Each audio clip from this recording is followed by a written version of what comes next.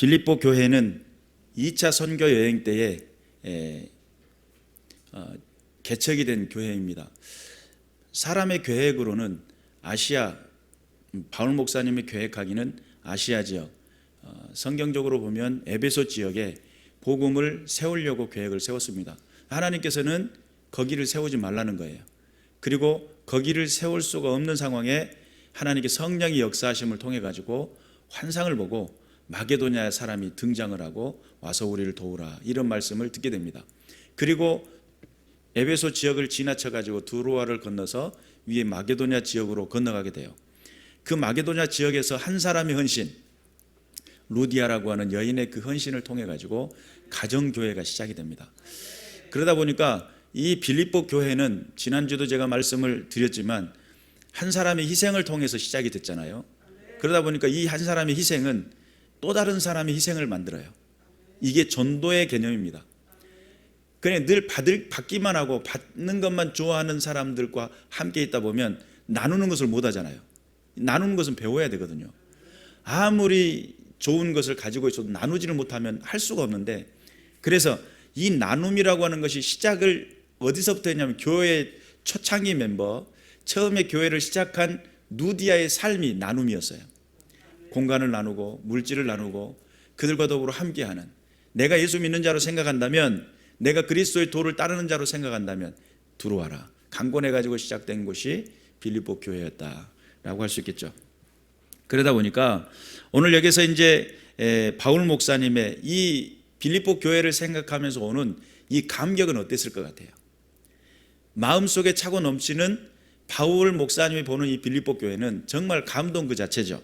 7절 말씀 한번 보겠습니다. 내가 너희 무리를 위하여 이와 같이 생각하는 것이 마땅하니, 다음처럼 생각하는 것이 마땅하대요. 그 내용이 너희가 내 마음에 있음이며 나의 매임과 복음을 변명함과 확정함에 너희가 다 나와 함께 은혜에 참여한 자가 됨이라. 이게 바울 목사님의 내가 이런 마음을 품는 것은 마땅한 거야, 당연한 거야 라고 여겼던 그 의미가 뭐냐라고 설명을 했을 때 너희가 내 마음에 있다는 거예요. 바울 목사님 마음속에 늘 어디가 있어요? 빌립보 교회가 있어요. 그러니까 여러분 보세요. 자녀들 중에 다 같은 자녀이지만 안 아픈 손가락이 없잖아요. 10손가락 깨물어서 안 아픈 손가락이 없다 그러잖아요. 자녀는 다 같은 자녀인 것 같은데 조금 더 눈에 자꾸 밟히는 자녀가 있죠. 그러잖아요. 손주도 더 이쁜 손주가 있잖아요. 자녀들도 더 친근히 여겨지는 그런 자녀들이 있잖아요. 그리고 어떤 자녀는 말을 안 하는, 이렇게 어떤 뭔가를 전달할 수 없는데 어떤 자녀는 부모의 그 마음에 깊이 있는 것까지도 털어내놓는 자녀가 있어요. 그런 자녀들이 있어요. 그러다 보니까 이 빌립보 교회는 이미 바울 목사님의 여러 가지 많은 것들을 함께 참여했다는 것을 알 수가 있고, 그의 마음속에 있는데 근심이 된 자녀가 있고 근심이 되지 않는 자녀가 있잖아요. 예를 들면 고린도 교회 같은 경우는 사도권을 인정하지 않아요. 당신이 사도라고 흥찌뿡 이랬단 말이에요. 그러다 보니까 갈라디아 교회도 마찬가지고 당신이 진짜 목사야? 이런 개념인 거예요. 쉽게 말하면 당신 하나님 보낸 거 맞아? 안 따라주고 안 믿어주고 함께 할 수가 없는 그런 이유들을 자꾸 만들어내요. 그런 교회들은 아픈 손가락이잖아요. 실질적으로 바울 목사님 입장에서는 그게 참 불편하고 그것에 대한 분명한 설명이 필요하고 그런 교회가 있는가 반면에 빌립보 교회 같은 경우는 아픈 손가락이 아닌 함께하는 손가락. 일을 하다가 손가락을 다쳤어요. 밴드를 발라놨는데 이 밴드 때문에 불편해요. 근데 나머지 네 손가락은 힘이 있어가지고 막 공구도 잡고 막 이렇게 할 수 있다고 가정을 해봅시다. 그럴 때 아파 있는 밴드를 발라놓은 손가락은 감싸는 것 같지만 통증을 주는 손가락이고요. 막 사용되는 손가락 같지만 이것은 나와 같이 사역하는 손가락이에요. 일을 같이 하는 손가락이란 말이에요. 아픈 손가락이 되기보다는 사역할 수 있는 손가락이 되시길 바랍니다. 하나님의 일하시기에 편한 사람, 하나님이 부르시기에 편한 사람, 하나님이 동역하기에 쉬운 그런 인물들이 되셔야지 불편하고 답답하고 그러면 안 된다는 거죠. 그런데 빌립보 교회는 그러한 하나님의 부르심에 합당한 그런 정말 은혜를 함께 나누었던, 그리고 여기서 보니까 나의 매임과 복음을 변명함과 확정함에 너희가 다 나와 함께 은혜에 참여한 자가 됨이라. 매임이라는 것은 뭘 말해요? 말 그대로 매여 있는 거죠. 바울 목사님의 복음 전하다가 여러 번 감옥에 갇히잖아요. 이제 로마에 가가지고 감옥에 갇힌 것은 정말 몇 년 이런 감옥에 갇혔지만, 바울과 실라가 감옥에 갇혀 있을 때 옥토가 흔들리고 찬송과 기도를 통해 가지고 그런 현상이 있을 때 짤막짤막하게 감옥에 갇혔던 일들이 많았단 말이에요. 그런 상황 속에 바울의 그 모든 상황에 매여 있는 그 상황에서도 빌립보 교회는 바울과 더불어 함께 동역을 했고 바울의 그 모든 일들에 동참했다는 거예요. 또 복음을 변명함과 그랬어요. 복음을 변명한다라고 하는 것은 전도할 때죠. 하나님의 복음에 대한 당시는 변증적인 개념에서의 복음이 많이 전달됐어요. 그래서 이것이 당위성, 필요성 이런 것들을 다 정리해 가지고 하나님의 말씀을 정확하게 설명을 하는데 목적을 다했어요. 그러다 보니까 그것을 변명하고 그것이 하나님의 복음이 이렇다라고 이야기했는데 그것이 정말 그런지를 확정하는, 쉽게 말하면 그런 겁니다. 야, 예수 이름으로 기도하면 병이 나. 이게 이제 복음에 대한 설명을 했어요. 근데 확정하면 뭐예요? 아파 있는 사람이 일어나야 맞죠? 병이 나. 일어나라. 근데 안 일어나. 일어날지어다. 근데 안 일어나. 그럼 뭐예요? 이거는 거짓말이 되는 거죠. 그러니까 당시의 복음의 변명함과 그 확증함에 있어서 빌립보 교회는 같은 사역 안에 같은 개념으로 같은 목적을 다해 나갔던 교회다. 그리고 또한 너희가 다 나와 함께 은혜에 참여한 자가 됐다. 바울의 그 은혜에 참여한 자라는 거예요. 바울은 어떤 사람이에요? 내가 그리스도의 십자가 외에 자랑할 것이 없고 나는 날마다 죽어지노라 라고 하는 하나님 안에서의 그 은혜를 생각했고 표대를 향해 달려나갔던 분이 바울 목사님이죠. 그러면 나의 은혜에 참여했다라고 하는 그 개념의 의미 속에는 어떤 의미가 들어있어요? 빌립보 교회가 교회의 존재 목적을 분명히 알았고 하나님의 복음을 증거하기에 최선을 다했으며 자기 자신의 삶의 모든 헌신과 모든 삶의 목적이 내 삶의 이유가 하나님 그 나라 그 소망을 두고 표대를 향해 달려나가는, 나는 바울 목사님의 그 표대를 정함을 지지합니다. 나는 바울 목사님의 그 열심과 그 노력을 따라가겠습니다. 하나님 나라를 향해 달려나가는 당신의 그 삶을 내가 동조하겠습니다. 후원하겠습니다. 이게 바울 목사님과 더불어 함께했던 은혜에 참여했던 빌립보 교회가 가지고 있었던 메시지가 아니었을까. 하나님의 뜻을 분명히 이해하고 이 세대 속에서 정말 하나님이 기뻐하시는 일들을 어떻게 하면 감당하고 어떻게 하면 드러낼까 라고 하는 것을 바울 목사님이 고민하고 있을 때에 그 모든 그 고민과 그 모든 그 삶의 열정에 그 모든 믿음의 행진 속에 빌립보 교회는 함께 참여한 자가 되었다. 좋은 교회 성도님들도 그런 은혜가 있으시길 바랍니다.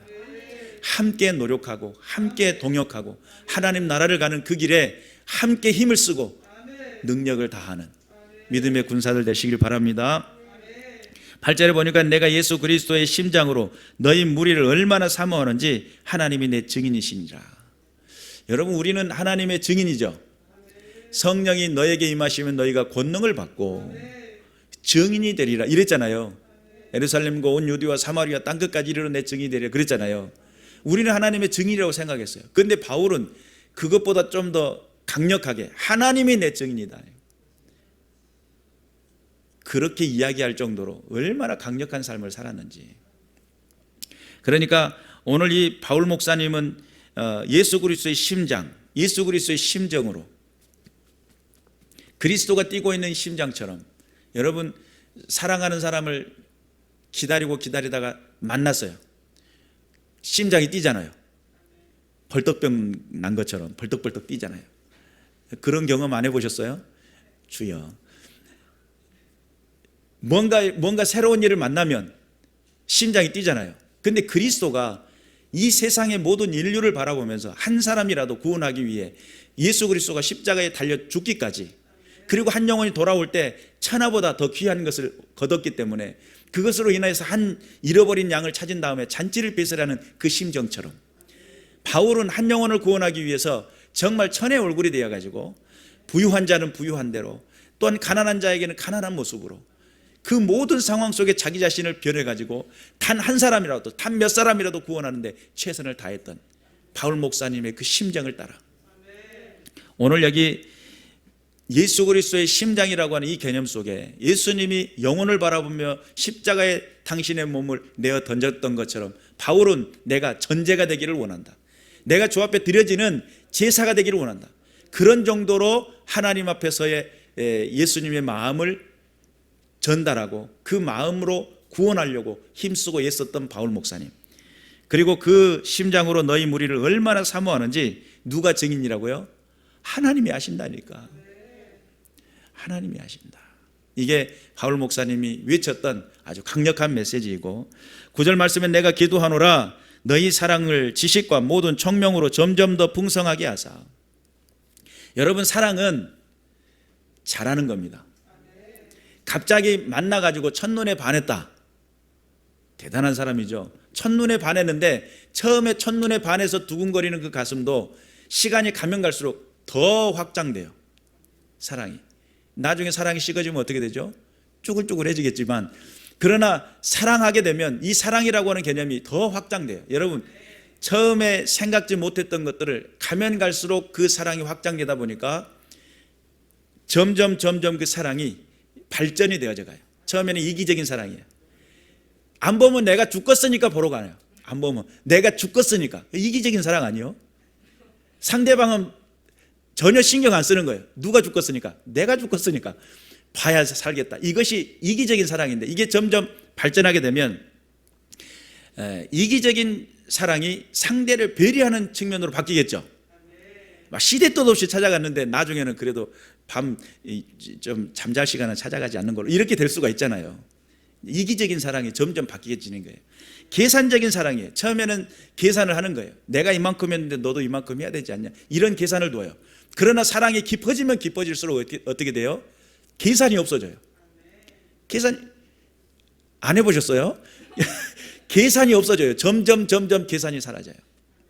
그리고 또한 이 계산적이던 사랑이 나누는 사랑으로 바뀌고 이 나누는 사랑이 헌신적인 사랑으로 바뀌고 헌신적인 사랑이 희생의 사랑으로 바뀌어요. 그러니까 나누는 정도는 내 것, 네 것, 이게 나누는 정도라고 한다면 또한 여기서 헌신적인 사랑은 그를 위해 배려하는 측면에서 세워지는 사랑이다가 희생적인 사랑은 나를 희생하는 거예요. 물질, 시간, 또한 내 어떤 외모로 보이는 명예, 이런 것까지라도 사랑 앞에서는 아무것도 아니라고 생각을 해요. 그러니까 사랑은 어떻게 되냐면 처음에는 어린아이와 같은 아이가 점점 자라가는 것처럼 사랑도 자라게 돼 있습니다. 아무리 첫눈에 반한 사람하고 그 하루 만난 사람하고 10년 만난 사람하고 그 어떤 사랑의 어떤 범주가 같겠어요? 막 처음부터 불꽃 튀겨가지고 뭐 다 할 것 같아도요, 다 계산 따져봅니다. 하루 만에 안 돼요. 이것저것 점이 호박점도 이런 거 해봅니다. 잎사귀 갖고 그렇다 안 그렇다 장난삼아라도 해봤잖아요, 솔직히. 근데 이게 점점 확장되어지고 품는 사랑이 돼요.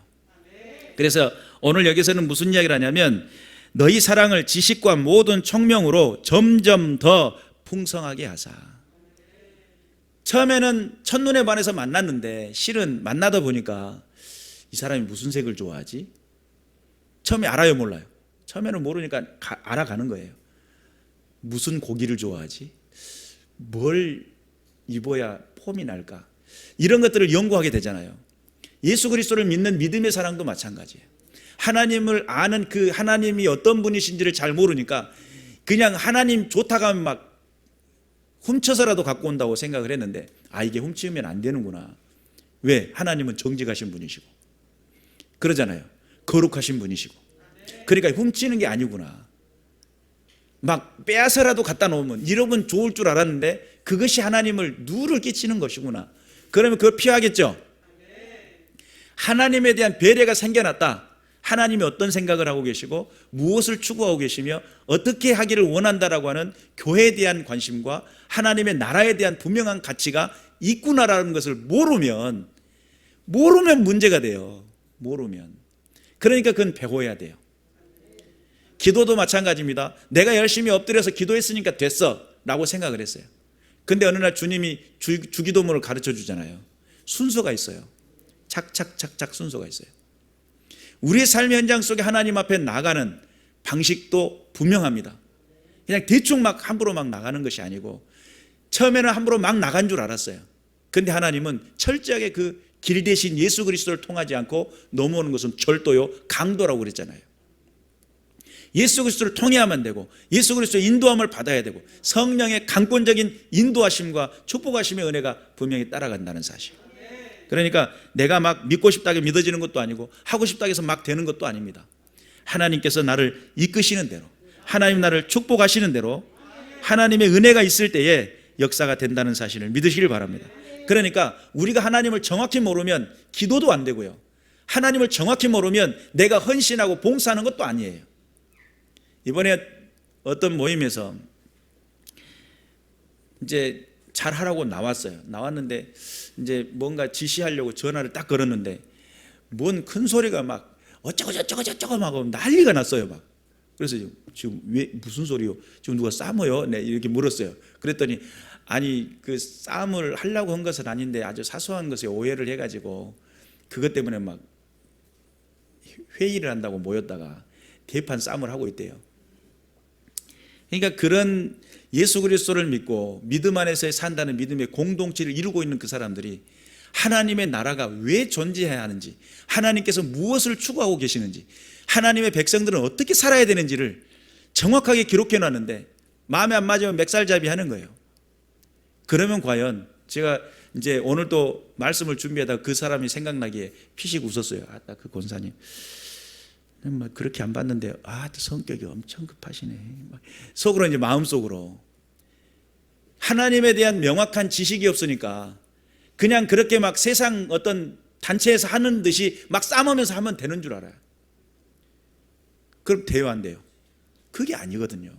그러니까 사랑이라고 하는 하나님의 그 사랑이 훼손되지 않고 예수 그리스도가 십자가에 우리를 죽으심으로 우리를 구원하신 그 놀라운 사랑이 훼손되지 않고 성령께서 나를 이끄시고 축복하시는 그 은혜가 훼손되지 않는 그 범주는 도대체 뭐냐? 달걀이라고 하는 이 달걀을 지식이 없으니까 만져보니까 딱딱하거든요. 그러니까는 바구니에다가 막 담으면서 돌멩이도 같이 집어넣고 들고 가면 어떻게 돼요? 달걀에 대한 지식을 알고 나면 돌멩이하고는 구별해야 되고 달걀끼리 부딪혀도 안 되고, 여러분 달걀판 보셨죠? 각각 따로 다 담겨진 거 보셨죠? 한꺼번에 같이 담으면 어떻게 돼요? 흐르죠, 밑으로. 사소한 우리의 상식에도 그렇습니다. 하나님의 나라도 마찬가지예요. 하나님을 아는 지식이 없으면 믿음의 자람도 없고요, 믿음의 행위가 온전해지지 않습니다. 우리가 하나님을 알지 못하니까 온전한 기도를 못하니까 온전한 기도가 안 되니까 성도들이 바른 가치 기준 안에 삶이 어그러지는 거예요. 이렇게 해도 되는 것, 이렇게 해도 되는 것. 하나님을 아는 지식이 또한 총명함이 여러분의 삶에 주장되시길 바랍니다. 하나님은 어떤 분이시냐면 모이는 걸 좋아해요. 뭘 좋아한다고요? 모이는 걸 좋아해요. 여러분 명절이 됐는데 이번에 코로나 때문에 사방돼서 못 오잖아요. 어떤 분이 그러시더라고요. 안 오니까 속이 편해. 오면은 손님처럼 벌 쓰고 있다가 밥 해주고 가서 일하자고 할 수도 없으니까 지켜보고 있다가 또 밥 때 되면 또 밥 해줘야 되고 아주 그냥 벌써 죽겠어. 근데 얼굴에는 섭섭함 이렇게 써진 것 같더라고요. 아니 자식들이 코로나 때문에 못 오는 거, 그래 정말 안전하게 있다가 거기서 또 좋은 날 있으면 만나겠지 이렇게 생각할 수 있잖아요. 근데 안 오면 섭섭해. 이게 부모의 심정이야. 하나님은 어떻게 될까요? 마찬가지겠죠. 성경은 그래요. 모이기를 피하는 어떤 사람들의 습관과 같이 하지 말고 더욱 모이기를 힘쓰라. 하나님의 뜻이죠. 하나님은 항상 기도하는 걸 원해요. 하나님과 쉬지 않고 늘 교통하고 하나님과 늘 소통하는 것을 하나님이 원하셔요. 그러니까 하나님이 감성이 어마어마하신 분이시죠. 늘상 대화를 하고 싶으셔요. 사무적인 거 싫어하셔 하나님. 사무적일 때는 언제 사무적일 것 같아요? 심판대에 서면 사무적이 됩니다. 너 그때 이랬지? 그때는 사무적입니다. 그전에는 뭐예요? 연애하듯이. 주님 그러면 오냐 내 딸아, 이렇게 이런 관계가 될 수 있도록 모이는 것을 좋아하시고 항상 소통하는 것을 좋아하시고 하나님의 그 은혜 가운데서 나를 부르시는 그 은혜가 무엇인지를 분별하는, 여러분 우리가 하나님을 아는 지식이 풍성해지면 풍성해질수록 하나님이 원하는 믿음의 교회가 세워지게 될 줄로 믿습니다. 여러분의 기도가 작지만 연약하지만 한 목소리가 돼서 한 시간 한 공간 안에 열정을 다할 수만 있다면 하나님 앞에서의 그 교회는 성장의 가능성이 있어요.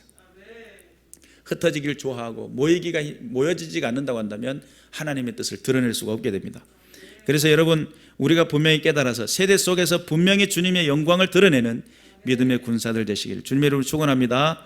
10절에 너희로 지극히 선한 것을 분별하며 또 진실하여 허물이 없이 그리스도의 날까지 이르고, 선한 것을 분별하며, 이것이 선한 것인지 맛을 보고 맛을 아는 네모 간장처럼, 그러면 그렇게 되는 것처럼 우리가 분명한 것은 선한 것인지 악한 것인지를 분별할 줄 알아야 돼요.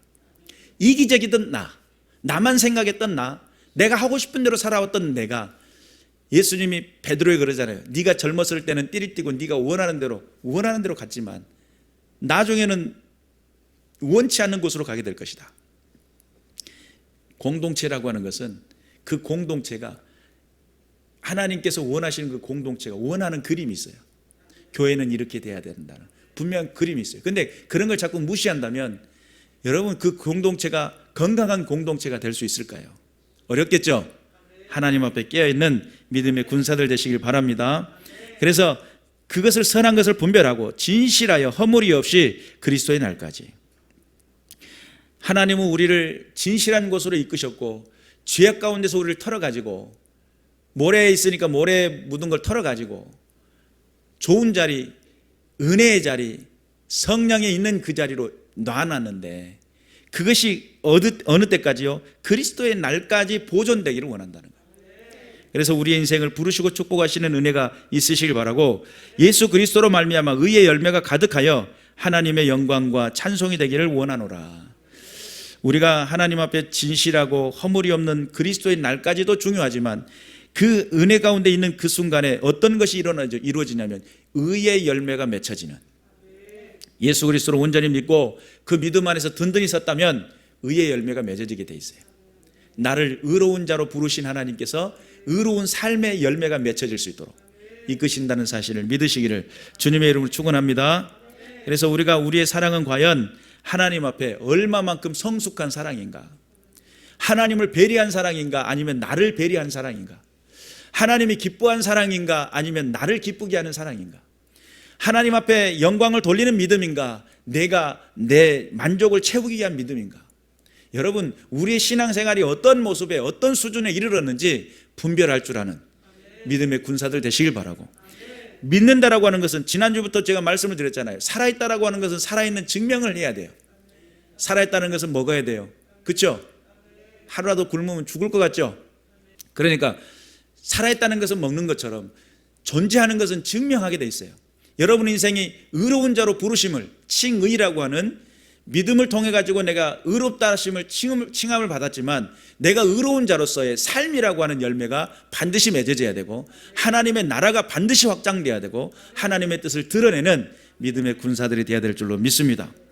그래서 그리스도의 날까지 우리가 든든히 서시길 바라고, 이 세대 속에서 점점 나의 사랑, 나의 신앙은 하나님 보시기에 하나님이 원하시는 그 수준에 이르는 만큼 확장되고 더욱더 풍성해지고 열매를 맺혀지는, 그래서 주님 앞에 영광을 돌려드리는 믿음의 군사들 되시기를 주님의 이름으로 축원합니다. 기도하겠습니다.